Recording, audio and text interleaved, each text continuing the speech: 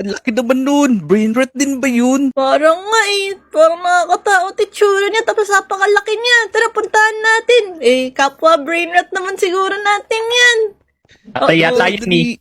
Tatay. Ikaw yung mausap. Natatakot ako eh. Nakakatakot itsura niya tapos meron siyang number 9 dito.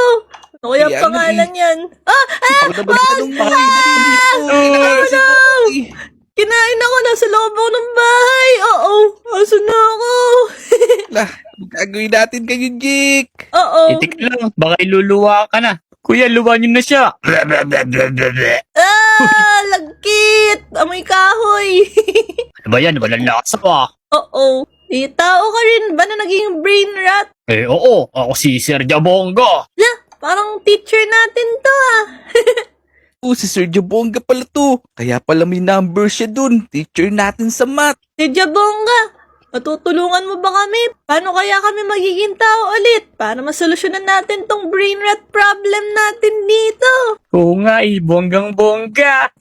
Ganito. Ang kailangan nyong gawin, pag lumaki kayo, kailangan nyong magsama-sama, magdikit-dikit para makabalik kayo sa dati. Ganito kasi yun. Ayon sa science, mathematics, mape, at sa iba pang PE, kailangan nyo magdikit-dikit. Kumbaga, magpupuse kayo para makabalik kayo sa dati. Paano kaya tayo magpa-fuse? Kailangan nyo lang magpalaki. Naku, kailangan daw natin mag-fusion. Naku, kailangan natin gawin. Maging Voltes 5 tayo para maging ultimate brain rot daw tayo. Pero paano kaya yun? Oo, sa tingin ko kailangan natin kumain lang ng kumain. Eh ano pang inaantay natin, Motong at Jake? Tara, let's go!